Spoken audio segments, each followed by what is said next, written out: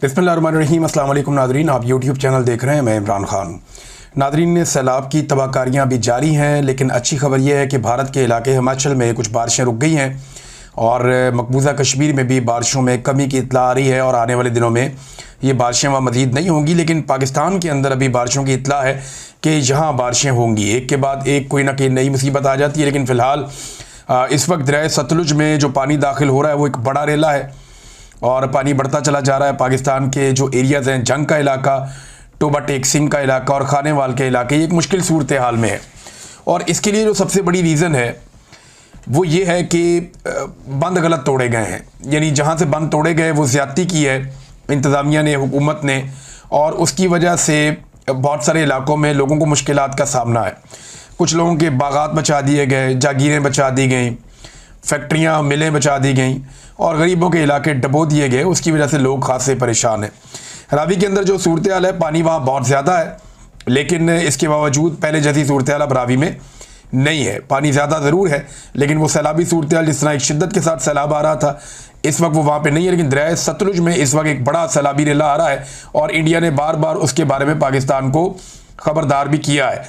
और जब भी कभी ये सतलुज में पानी बढ़ता है तो उसकी वजह से जो आपके जनूबी पंजाब के कुछ एरियाज़ हैं वो मुतासिर होते हैं। कसूर से लेकर मुजफ्फरगढ़ तक ये सारे एरियाज़ मुतासिर होते हैं। तीन जो पाकिस्तान के मशरकी दरिया हैं, इनमें सूरत हाल जो है वो ख़तरनाक है। एक चनाब है, फिर रावी है और उसके बाद सतलुज है। सतलुज में जो है वो ब्यास का पानी मज़ीद दाखिल होने भी जा रहा है।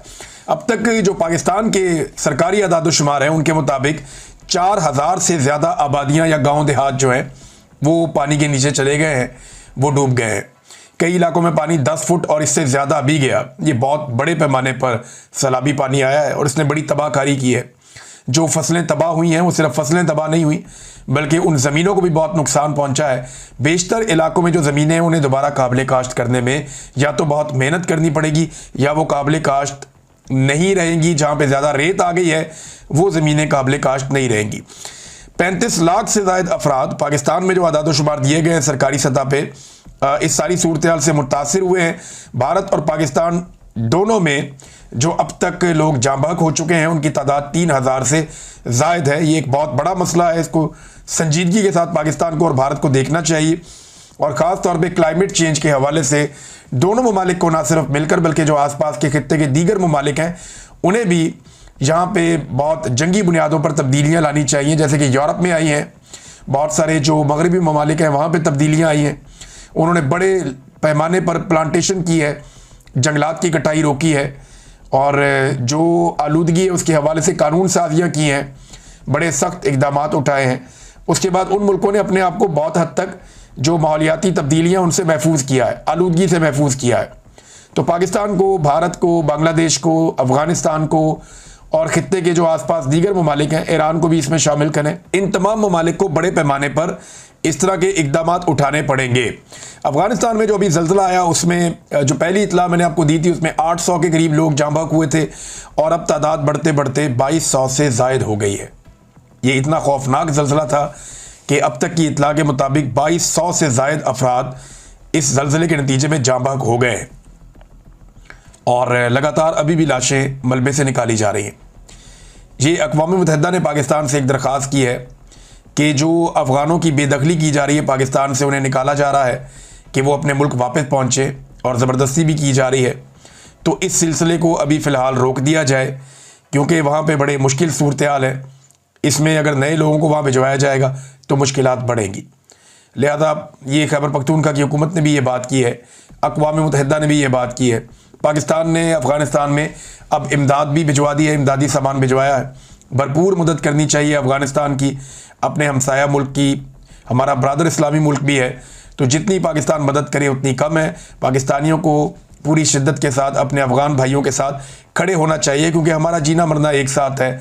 हम बिल्कुल साथ साथ रहते हैं, एक दूसरे के अच्छे हमसाए बन के ज़िंदगी गुजारेंगे तो हम लोगों के लिए आसान रहेगा। नाज़रीन, जहाँ तक फ्लड्स की मैं बात कर रहा था तो मैं याद दिला दूँ आपको कि आज के दिन में हम यहाँ मैनचेस्टर में, बरतानिया का शहर है मैनचेस्टर, और जहाँ पे माए नवाब रेस्टोरेंट जो स्टॉकपोर्ट रोड पे है, शाम 7 बजे से लेकर 9:30 बजे तक, 10 बजे तक हम लोग फ़ंड रेजिंग करेंगे सैलाब मुतासरीन के लिए। हम सब अपने अपने तौर पे जो कुछ कर सकेंगे वो हम करेंगे। यहाँ बड़े अच्छे लोग हैं, बड़ा शानदार मादी में वो काम करते रहे हैं। इन लोगों ने दुनिया के कई मुल्कों में काम किया है। बड़ी अच्छी NGO है होप फॉर मैनकाइंड, इनके साथ मिलकर हम काम कर रहे हैं। मैं उम्मीद करता हूँ कि पाकिस्तान में हम पाकिस्तानियों के दुख को बांटने में अपना रोल प्ले करेंगे और हम कुछ ऐसा कर पाएंगे जिससे सबका नहीं तो बहुत सारे लोगों का हम दुख और दर्द बांट पाएँ। इससे पहले 2022 में हमने अपने तौर पे कोशिश की थी, अब हम 2025 में फिर सैलाब आ गया है, अपनी पूरी कोशिश करेंगे। पाकिस्तान में बहुत सारे दोस्तों को मैंने एक्टिव किया है और आपको आने वाले दिनों में वो सारी एक्टिविटी नज़र आएगी जो हम अपने सैलाब मुतासरीन बहन भाइयों के लिए करने जा रहे हैं। तो मेरी गुजारिश है जो लोग यहाँ पे मौजूद हैं मैनचेस्टर में और आसपास, ये लोग तैयारी कर लें और शाम को 7 बजे से लेकर 10 बजे तक हम सब इकट्ठे होंगे और पाकिस्तानियों की मदद के लिए फंड रेजिंग करेंगे। तो आप सब इसका हिस्सा बनिए और अपना किरदार अदा कीजिए। अल्लाह ताला आप सबकी एफर्ट को कबूल फरमाए। इसके बाद एतवार को हम लोग ब्रेडफोर्ड में, ये इसको मिनी पाकिस्तान भी कहते हैं, बहुत बड़ी तादाद में पाकिस्तानी वहाँ पे रहते हैं, तो ब्रेडफोर्ड में मैं जो वेन्यू है उसका ऐलान कर दूंगा नेक्स्ट वीलॉग में या उससे अगले वीलॉग में। तो ब्रेडफोर्ड में हम एक प्रोग्राम करने जा रहे हैं एतवार वाले दिन, इसी तरह शाम को 6-7 बजे से लेकर रात 9 बजे तक, तकरीबन 10 बजे तक हम वहाँ पे भी एक प्रोग्राम करेंगे। एतवार है तो हम कोशिश करेंगे कि 6 बजे शुरू करें और 9 बजे ख़त्म करें। तो वहाँ जो है पाकिस्तानियों से अपील है ब्रेडफोर्ड में वो वहाँ पे आएँ और आकर सैलाब मुतासरीन की मदद करें और इस सिलसिले का हिस्सा बने। तो ये नाज़रीन फ्लड्स के हवाले से हमारी एक दरख्वास्त है पाकिस्तानियों से, और पाकिस्तान में मेरी बहुत सारे पाकिस्तानियों से जो लोग मेरे साथ पहले काम कर रहे थे वो भी, और जो नए लोग वॉलंटियर करना चाहते हैं उन लोगों से दरख्वास्त है कि हमारी टीम का हिस्सा बने। और आने वाले दिनों में हम कुछ नंबर्स भी देंगे, कुछ लोगों से रब्ता भी करवाएंगे और अपनी टीम को बड़ा करेंगे, क्योंकि बड़ी मुसीबत है और इससे आप 1-2-4 दिन में निपट नहीं सकते। ये मामला महीनों तक चलेगा और कई महीनों तक आपको मदद करनी पड़ेगी। यहाँ पे जानवरों को जो है वो चारा चाहिए, इंसानों को जो है वो साइबान चाहिए, पहले शेल्टर दिया जाए, बिस्तर दिए जाए, सहूलियत दी जाए, खाना दिया जाए, फिर राशन दिया जाए ताकि वो खुद पका सके। जानवरों को और इंसानों को जिंदा रखना पहला चैलेंज है।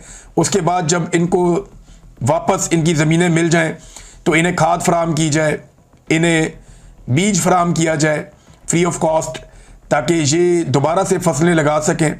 जहां हम मदद कर सके लोगों का घर बनाने में वो भी हम कोशिश करेंगे। डिपेंड करता है कि पाकिस्तानी कितना ज़्यादा बढ़ चढ़ के इस सिलसिले के अंदर हिस्सा डालते हैं।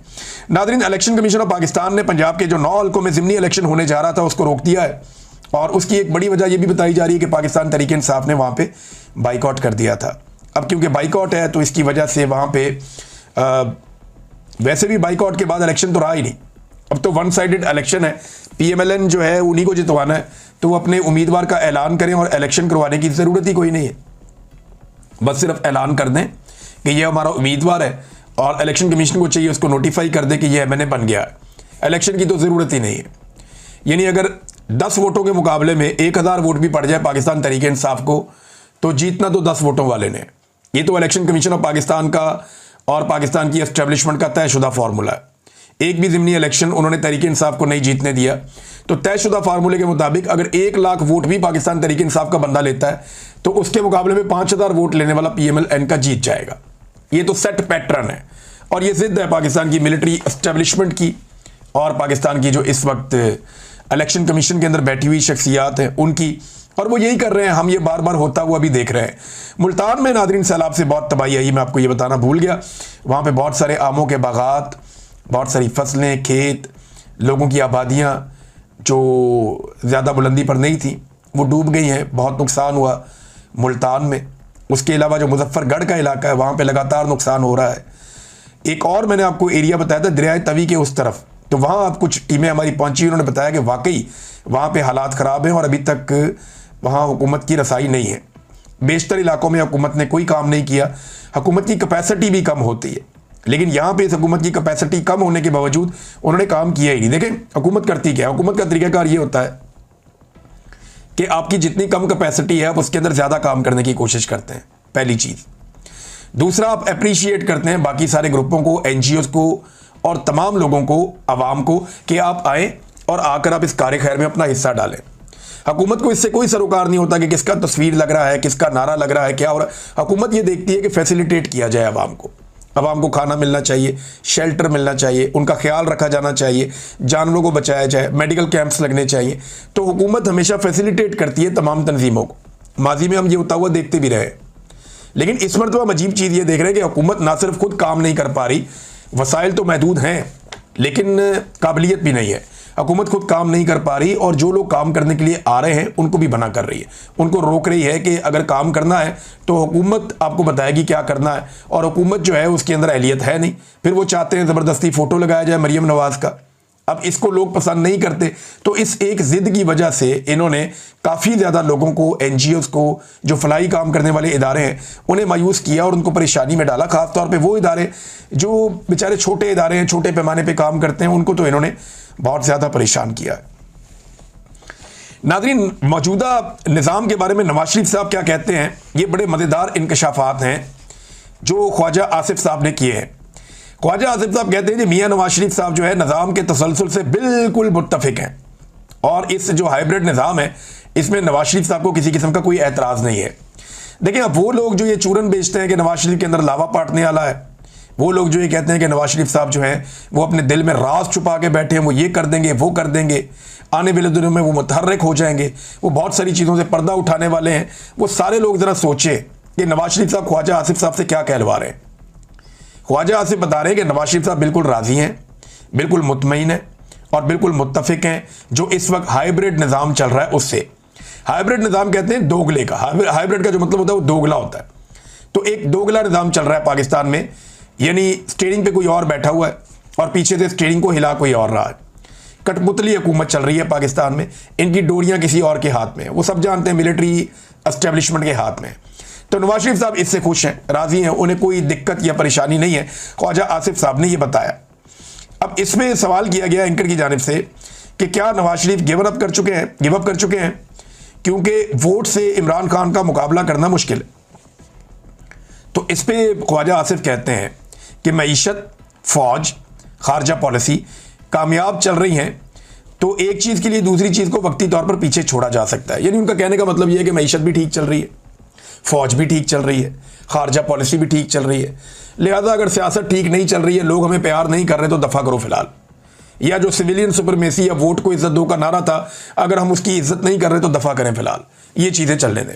तो इन तीनों चीज़ों पे हम बात कर लेते हैं। नंबर एक तो मईशत पाकिस्तान की जैसे चल रही है पूरा पाकिस्तान जानता है, किसी आदमी का कारोबार नहीं चल रहा, कोई पाकिस्तान के अंदर सरमायाकारी करने को तैयार नहीं है। पाकिस्तान के अंदर जिन लोगों का कारोबार था वो भी ठप हो गया, किसान की मईशत बर्बाद हो गई। पाकिस्तान में गुर्बत की शरह जो है वो लगभग 50% तक पहुंचने वाली है, इस सैलाब के बाद तो इससे भी ज़्यादा बढ़ जाएगी। बेरोजगारी की शरह पाकिस्तान में बढ़ गई है, लोग पाकिस्तान छोड़ कर बाहर जा रहे हैं, तो मईशत तो ठप है, सब जानते हैं, कख नहीं इन्होंने मईशत का किया। तो एक चीज़ तो ये है। फौज के बारे में उन्होंने कहा फौज ठीक चल रही है, सही समझ में कामयाबी जा रही है। वहाँ पे फौज की वाहिद कामयाबी जो है वो पाकिस्तान एयरफोर्स ने इंडिया के तैयारे गिराए, ये बड़ी कामयाबी, छोटी बात नहीं है, इस पे जितना अप्रिशिएट किया जाए वो अच्छी बात है। लेकिन फौज और अवाम के बीच में जो खलीज पैदा हुई है इस सारे हाइब्रिड निज़ाम की वजह से, उसकी भरवाई अब नहीं हो सकती। ख्वाजा आसिफ साहब शायद ये बात भूल गए। हाँ, फौज अगर मरीम नवाज साहिबा के बैनर और पोस्टर लगा रही है फिर तो, अगर आप उसको कहते हैं कि वो ठीक चल रही है तो फिर तो ठीक चल रही है। लेकिन अगर आप ये कहते हैं कि फौज और अवाम के दरमियान एक मजबूत और मरबूत रिश्ता आज भी कायम है, तो ये आपकी गलतफहमी है, ऐसा नहीं है। बतौर इदारा फौज को नुकसान हुआ है मिलिट्री एस्टेब्लिशमेंट की जो एक हाइब्रिड पॉलिसी है उसकी वजह से, जो उनकी सियासत में मुदाखलत हुई है और गलत मुदाखलत हुई है, इसकी वजह से फ़ौज को बतौर इदारा अवाम के साथ उनकी दूरियां पैदा हुई हैं। हाँ, मरीम नवाज के बैनर लगा के उन्होंने, आपके लिए शायद अच्छा हो लेकिन पब्लिक के लिए और फौज के लिए मुझे नहीं लगता ये अच्छा है। खारजा पॉलिसी में ख्वाजा साहब ने कहा तीसरा कि वहाँ कामयाबी हुई है। तो खारजा पॉलिसी में तो कामयाबी ये है कि मुलाकातें आपकी सबसे हो जाती है, एक एटमी मुल्क है पाकिस्तान तो मुलाकातें तो हो जाती हैं। फिर हमारी लोकेशन ऐसी है कि हमारी इंपॉर्टेंस रहती है तो मुलाकातें हो जाती हैं। लेकिन उन मुलाकातों का नतीजा क्या है? क्या पाकिस्तान में सरमायाकारी आ रही है? क्या वो ममालिक पाकिस्तान में बड़े पैमाने पर सरमायाकारी कर रहे हैं? तो ऐसा नहीं हो रहा। तो खारजा पॉलिसी अगर आपकी अच्छी है भी, आपकी तस्वीर और वीडियोस बन रही हैं और आप उनको एंजॉय कर रहे हैं, लेकिन उनका कोई फ़ायदा पाकिस्तान में नहीं आ रहा, उल्टा जिनको आप मिल रहे हैं उनको आप फ़ायदा दे रहे हैं। जैसा कि आपने अभी अभी एक फ़ायदा दिया आज़रबाईजान की एक कंपनी को, $300 मिलियन का वो यहाँ पे लगाएंगे। फिर आपने उनके साथ IPP तर्ज का एक मुआहदा कर लिया कि काम हो या ना हो हम आपको पैसा देते रहेंगे और डॉलर्स के अंदर देंगे। ये जो एक मुआहदा और किया है एक आज़रबाईजान की कंपनी के साथ, तो फ़ायदा तो उनको हो गया। हम तो सुन रहे थे सरमायाकारी हमारे मुल्क में आएगी, उल्टा फायदा उनको हो गया। तो ये कौम को चूना लगाने वाली बात है और इसके अलावा कुछ नहीं है। ख्वाजा आसिफ ने एक और काम किया, ये मैं आपको पढ़ के सुनाता हूं, क्योंकि एक तकरीब में खिताब किया जस्टिस अतर मिनुल्लाह साहब ने। इन पे हमें बहुत सारे एतराज़ात भी हैं। इन्होंने बहुत सारी जगहों पे माजी में ऐसी पॉलिसी रखी कि ये एक कदम पीछे हट जाते थे और जहाँ पे इंसाफ देना चाहिए था, शिद्दत से खड़े होना चाहिए था, वहाँ पे ये जज भी नहीं खड़े हुए, कुछ और जज साहिबान हैं वो भी नहीं खड़े हुए। और आज वो सारे जज साहिबान पछता रहे हैं कि अगर ये उस वक्त खड़े हो जाते तो आज अदलिया की ये दुर्घटना बनती, ये हालत ना होती। तो उन्होंने जो तकरीर की अतर मिनुल्लाह साहब ने, उन्होंने उस तकरीर में ज़्यादातर टाइम दो जगह पे तनकीद की। एक उन्होंने एस्टेब्लिशमेंट पे तनकीद की, दूसरा उन्होंने अदलिया पे तनकीद की कि अदलिया अपना काम नहीं कर पा रही, इंसाफ नहीं दे पा रही। उन्होंने अपने ही इदारे के ऊपर बार बार तनकीद की। और दूसरा एस्टेब्लिशमेंट पे जिस तरह वो बातें कर रहे थे, तो एस्टेब्लिशमेंट पे एक तनकीद थी, जैसे मुल्क के साथ जो कुछ इन्होंने माजी में किया, तो उनकी सारी तनकीद एस्टेब्लिशमेंट और अदलिया पे थी। लेकिन ख्वाजा आसिफ साहब ने यहां पे देखें ट्वीट में क्या लिखा। अतर मिनुल्लाह को जस्टिस भी नहीं लिखा, साहब भी नहीं लिखा। अतर मिनुल्लाह को ये फरमाने से पहले माजी को याद रखना चाहिए, एक वर्दी वाले जनरल मुशर्रफ की सदारत में वजीर कानून थे, मार्शल लॉ था, डिक्लेयर्ड था। हम सियासतदान अगर गलती करते हैं तो याद रखते हैं कि लोग याद दिलाएंगे। जब ये बड़े ओहदों पर फायद अशखास माजी की सहूलत का इस्तेमाल करके भूल जाते हैं तो मैं सिर्फ इतना कहूँगा कि ये शख्स कोई शर्म करे, कोई हया करे। बात यह है कि अतर मिनुल्लाह साहब ने माजी में जो किया वो तो अपनी जगह पे। ख्वाजा साहब आपके वालिद भी तो उसी कैबिनेट का हिस्सा थे जो एक डिक्टेटर की थी। तो सबने कहीं ना कहीं कोई ना कोई गलत काम किया है।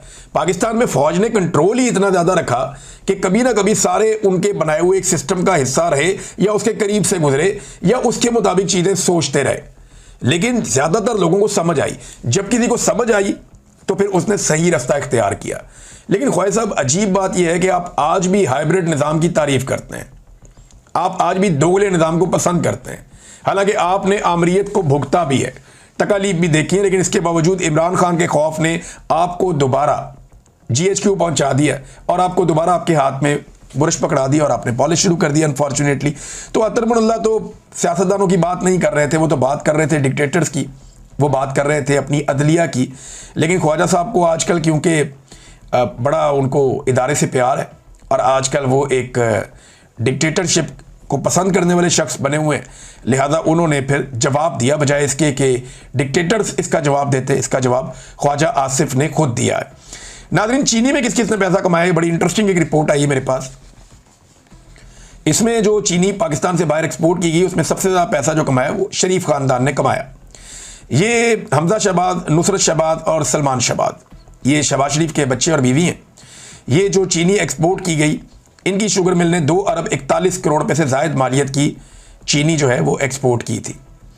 अच्छा जी, इसके बाद हमजा शहबाज, नुसरत शहबाज की एक और अल अरेबिया शुगर मिल है, वहाँ से भी शुगर एक्सपोर्ट हुई थी और इन्होंने 1 अरब और 20 करोड़ रुपए की शुगर एक और एक्सपोर्ट की। देखें कितना पैसा बनाया।